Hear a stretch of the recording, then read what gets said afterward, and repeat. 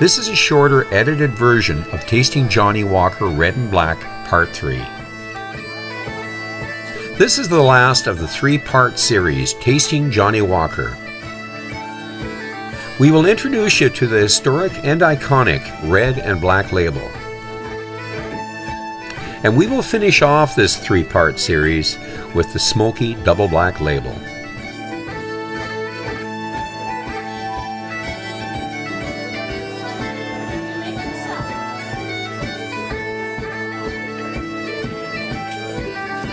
Well, welcome to Noel's World of Whiskey. I said I was going to finish off the Johnnie Walker, we'll call it the trilogy now, because this is the third segment, because I did leave out the red label, the black label, and the double black label, and those are by far the biggest sellers. Well, actually, the red label and black label are the flagship of Johnnie Walker. Now, you know, my experience with Johnnie Walker was probably tainted because I drank maybe more of the red label than any other Johnnie Walker. And that's what shifted me to other blends like Dewar's and Ballantine, Chivas. Part of it was my own ignorance that red label is not really it's not a good whiskey to be drinking straight. It was intended to be used in cocktails. And you know, I had a red label on a plane when I was heading up to my mother's celebration of life, and I remember it was just a very long day, and we had all sorts of cancellations, and it was a bit of a nightmare.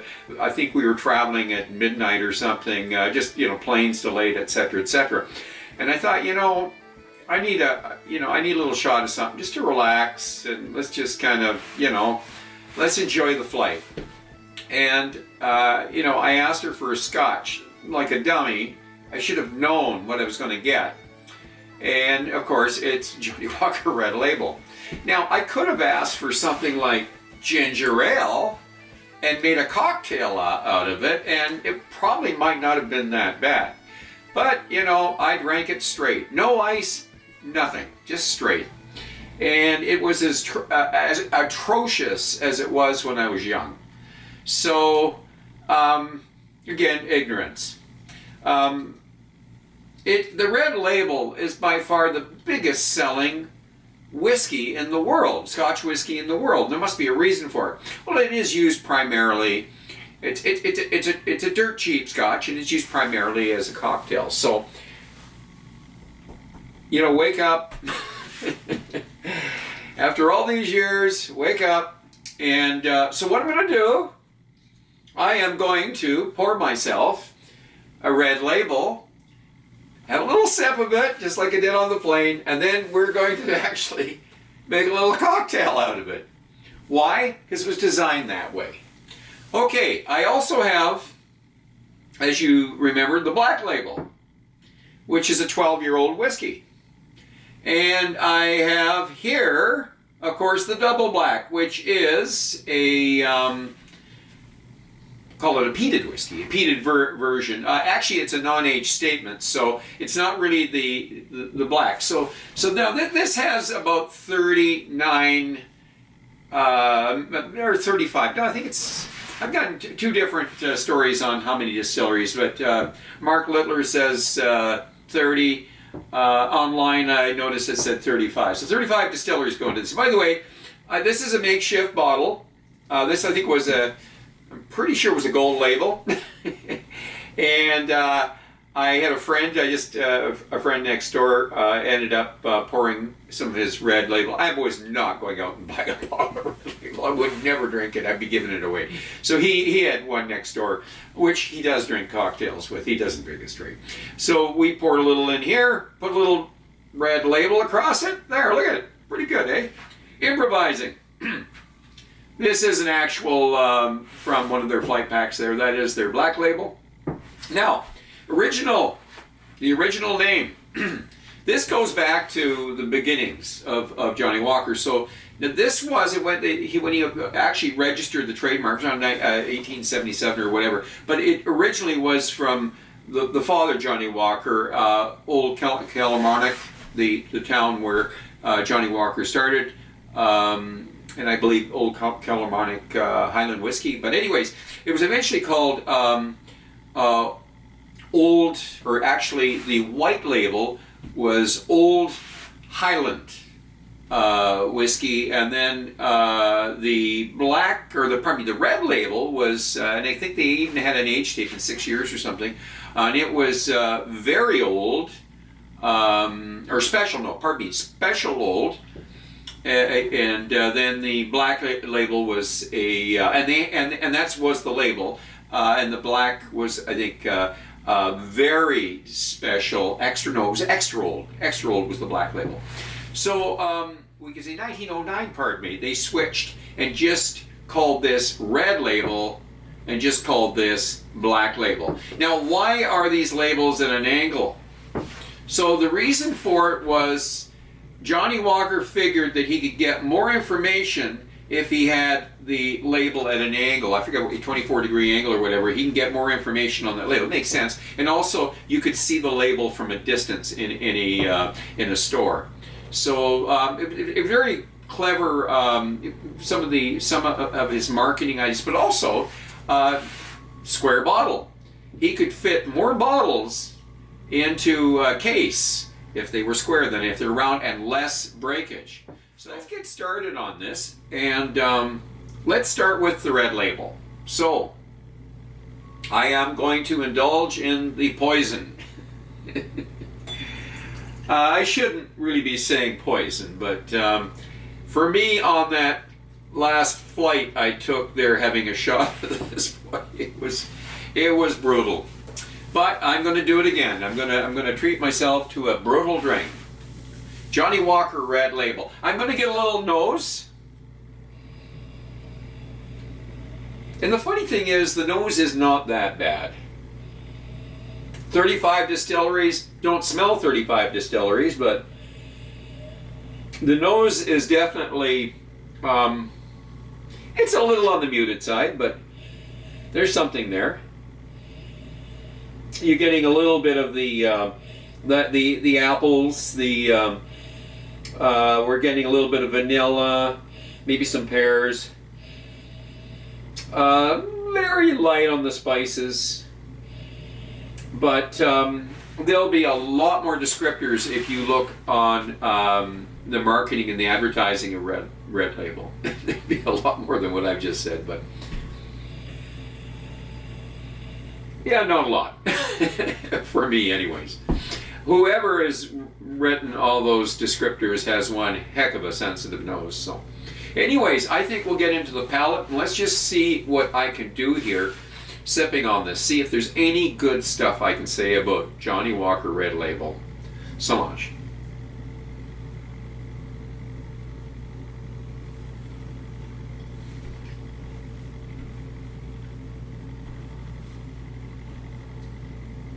You know, I'm going to say something. I'm a little shocked.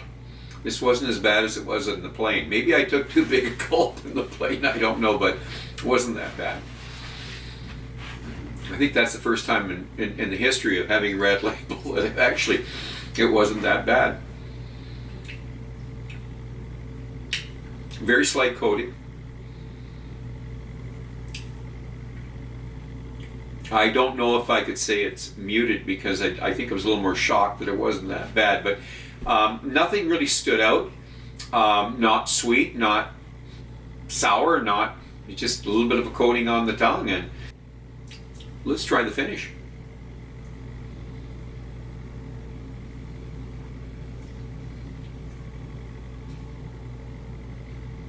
Well, I am getting some spice, but the alcohol is there. And a little bit of coating on the mouth.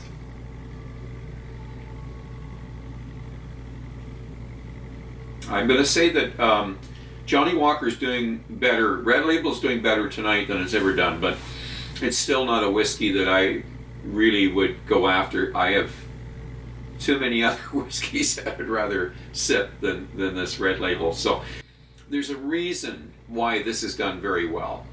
And I think marketing is a huge part of it, but they still have to mix it and get it right. Regardless of the fact that it's dirt cheap whiskey for what you're getting. But not something that maybe I personally would go after. But there's a lot of people that buy this. In other words, the majority of the whiskey that is sold in the red label is going to be probably a cocktail. And it's probably going to be in every part of the world, like 180 different countries in the world. So when you go in and ask for a Scotch in some remote place, they might have a Johnnie Walker red label. In fact, there's a good chance they'll have a Johnnie Walker red label. And it might make a great cocktail. And that's what I'm going to do right now. I'm going to make myself a cocktail. So I'm not going to add water. I'm going to add some ginger ale. Schweppes.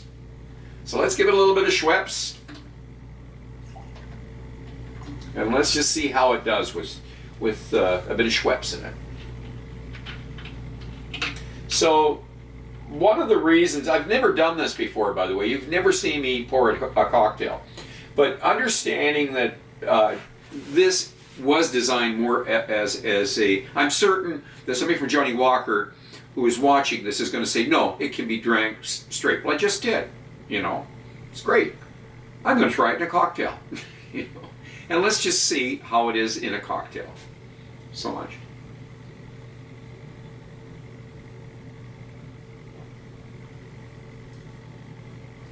Really muted. Really the Scotch, but damn it, it's a nice drink. By the way, on the finish, very short. Very short. Not a lot of finish to the red label, but it was okay. As a cocktail, this is something you could probably spend, well, if I'd been intelligent on that flight, this is what I would have done.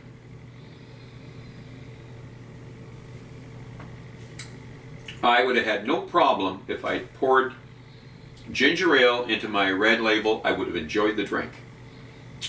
Foolish Noel, okay? So anyways, that's red label. And that is the foundation for Johnnie Walker. I'm going to say something good here. Johnnie Walker red label has helped keep distilleries alive. There is more of this whiskey that goes into, more of this whiskey that is sold to keep distilleries alive, not just the Diageo distilleries. When you look at the history, and we'll go right back to the DCL days, red label was during the tough periods of time there, when you think of the whiskey lock and before the whiskey lock, you think of the ups and downs, the depression, during the First and the Second World War, the depression. This was still a pretty good selling whiskey. And it kept distilleries going because the majority of the whiskey from distilleries goes into blends. And it's these distilleries, and I'm not just going to say Johnnie Walker, but they are the biggest selling whiskey, Scotch whiskey. Now, the number 2 is Ballantine's, and we'll say the same thing about Ballantine's. It has helped keep these distilleries alive.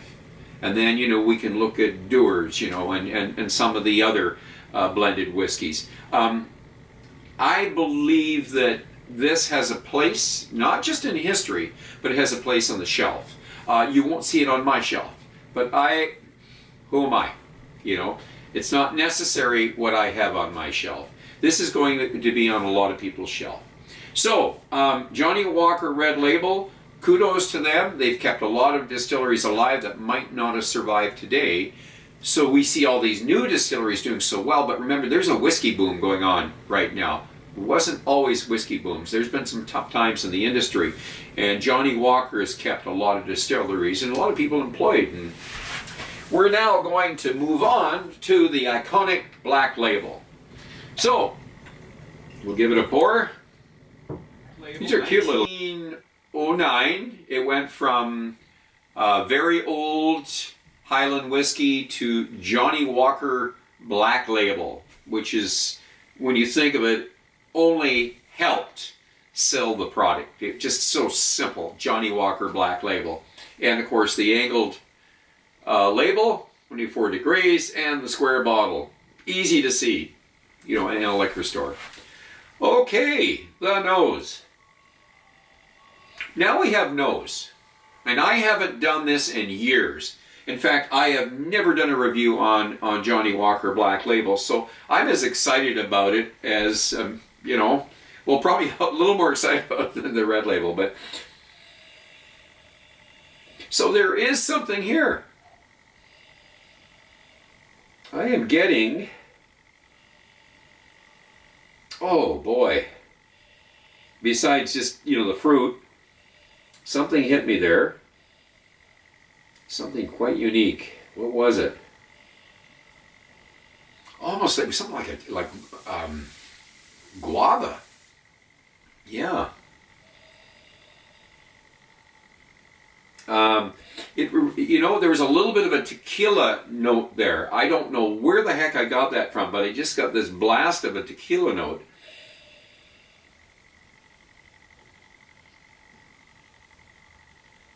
So we're getting lots of spices going on here. A lot of baking spices. And now the cinnamon, ginger. I've got ginger happening. And just a slight bit of fennel there. A lot more nose here than in the red label. The red label is muted compared to this, so... Yeah, so that is definitely something to a positive note toward the Black Label, the 12-year-old Black Label. And now, for the palate, Solange.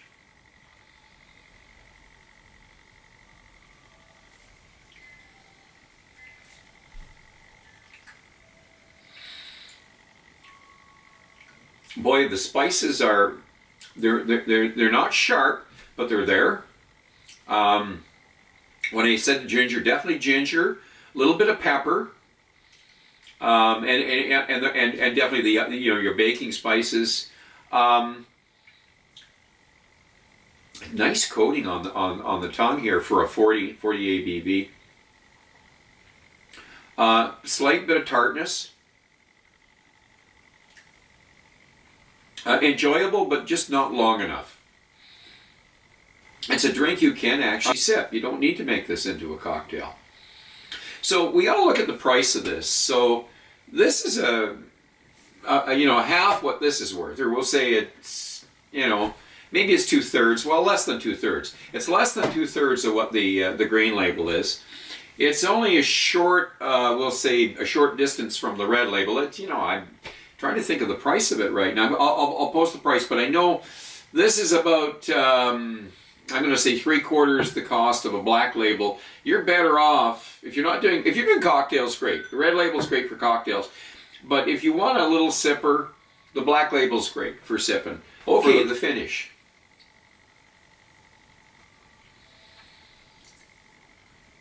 So we're getting a wee bit of the Jesus. I don't know if it's charred cask.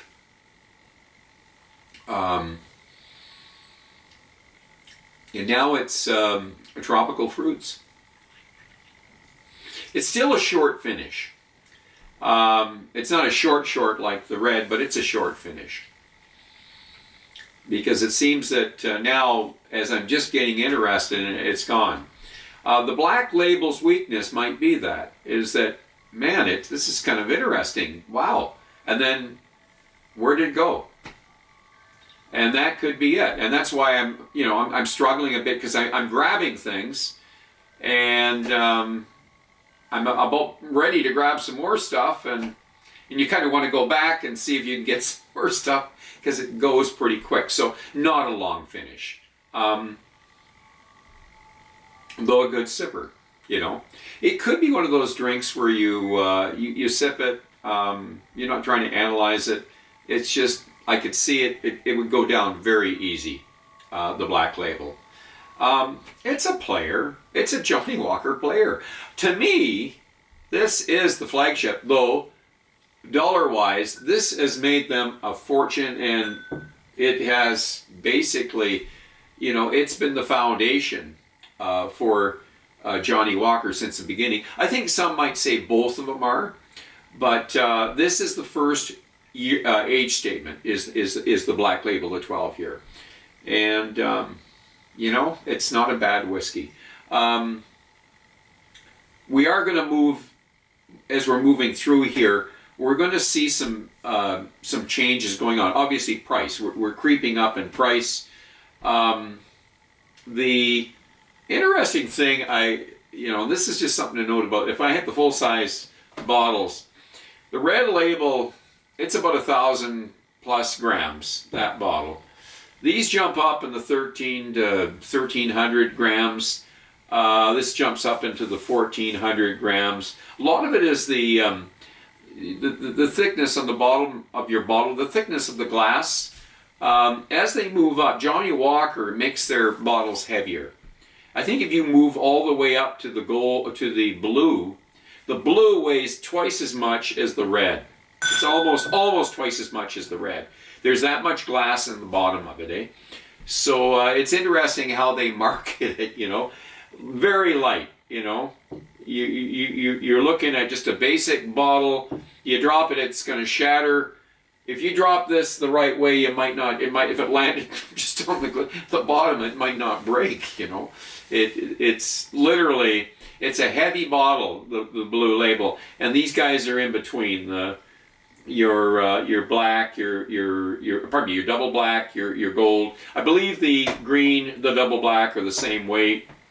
I'm not sure. I think the gold was supposed to be a pricier bottle than the green. The green has now surpassed the gold label for price, and it's now the 18-year-old here, the platinum, that is the pricier one. And what I think is, because this is the gold label, which I don't have here right now, is it was originally the 18, and they shifted that to the platinum, and the gold label just became something in between the green, and now it is actually below the green. The green's actually, next to the 18, so it's interesting. The only vaughted single malt whiskey of the whole bunch here, right from the red right up to the Blue Label. The green label is a 15-year-old, 4 distilleries. We've got Kalila, we've got Talisker, we have Craigamore, and we have, what is the fourth one? Linkwood. So those are the 4 distilleries in the 15-year-old. Interesting thing, as I mentioned, the whiskey has repositioned itself above the gold label reserve now, and it's next to the platinum 18 price-wise. It's $10 more than maybe the gold label is. So when you're going through the pricing on this stuff here, you're looking at the red, it's 30-ish. I don't know. You go up around the 60-ish for the black, and then the double black, I think it's up in the 80s. And then of course the gold was in the 90s, and this is the 100-ish, 165 or somewhere around there, I think it's 160, somewhere around for the 1,865.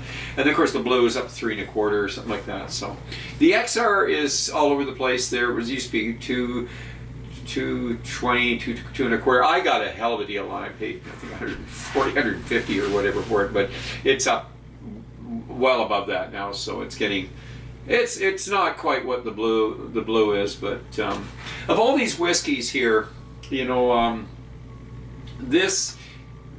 Black Label is by far, I think, where we start with the Johnnie Walker. Only disappointment it might be is that very short finish. That might be the frustration of the black. But I think it's time now to move on to the double black. Okay, so let's get into the double black here. Double black. This is going to be a new one. I have never had a double black, so we're experiencing a double black for the first time, in the Johnnie Walker, and so I'm not sure exactly where it's going to sit. It's an on-age statement. It is priced above the there we are, priced above the black, so we will give it the nose. Whoa, lots of caramel, little bit of smoke in the background, and there's almost a little smoke mixed with some floral stuff there. But yeah, even maple syrup mixed with some floral notes, but kind of light on the smoke. It's not a, oh God, it's not a Lagavulin, it's not a Kalila, it's not a Talisker, that's for sure. It's not overly smoky or peaty. You know, a little bit of a beach thing in the background there, maybe beach fire. But I was actually, like I say, the first thing that hit me was the caramel, the sweet notes. A wee bit maybe some dark fruits going on here. You know, like the black label there, some of the pudding, the Christmas puddings and that. Okay, let's get right into the palate here. Okay, Solange.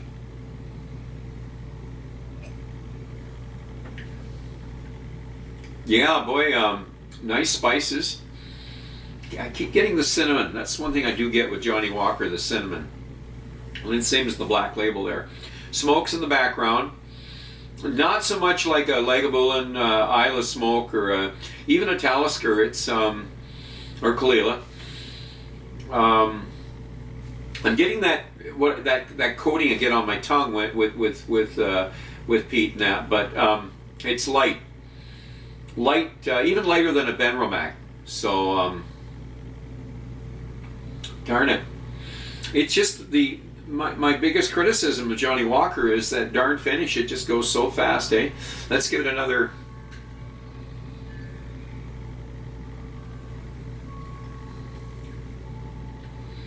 So, spices, we're getting a little bit of nutmeg, very slight bit of coffee note there going on, but the Christmas pudding, Christmas spices, a little bit of licorice going on now.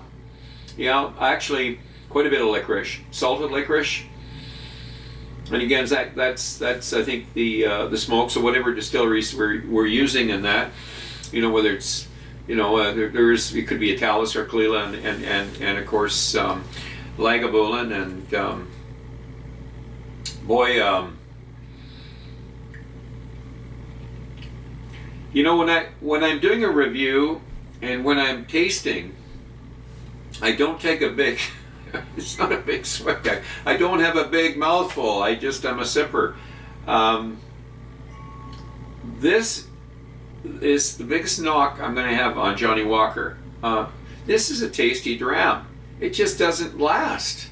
And I'm just getting into it and I want to discover things and it's gone. And that might be the biggest frustration. It was the same with the black. I mean, I like the black label. And it's great if you're not doing what I'm doing, you're just sipping away and you're enjoying it, you can have another swig, you know, I mean, that's what you do. So here we go again. We'll try it one more time.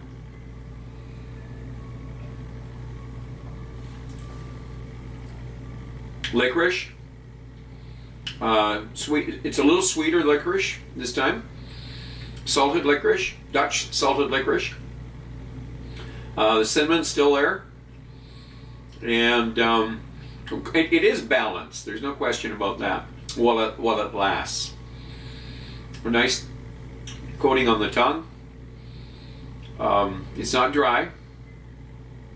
And I was just wondering when we're going to get into the dryness there, but it's not dry. You know, you don't know what distilleries, but there's some definitely not overpowering the peat, the smoke. So there obviously is some, you know, strong presentation here. I mean, it could be Mortlach, it could be Cragganmore, you know.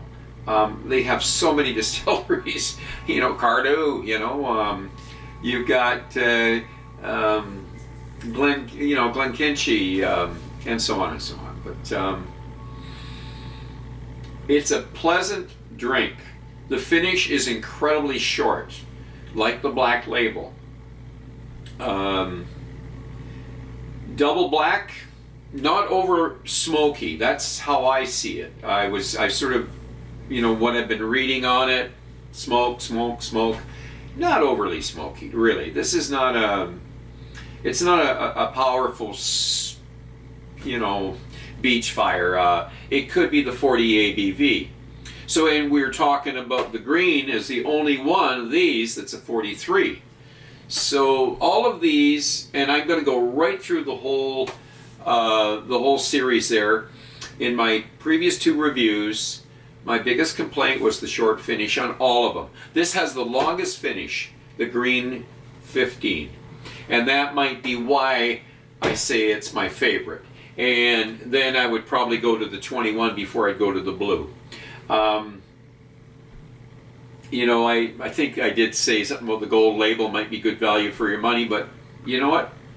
I'm going to say the Black Label's good value for your money. Good Lord.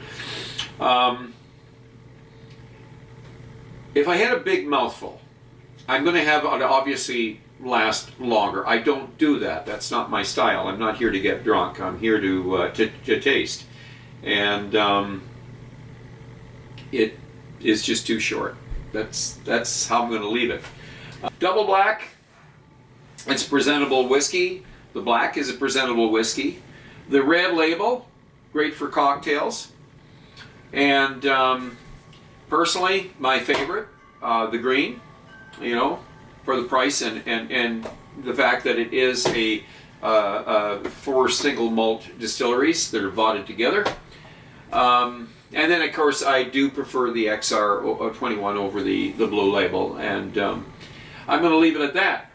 So, we did the part 1 of Tasting 2, and this is the finish. It's been fun. I am going to finish off with something different here. I am going to finish off, first time I've done this, with a cocktail. So, I am going to ask you to drink wisely, drink intelligently, and do not drink and drive. So long.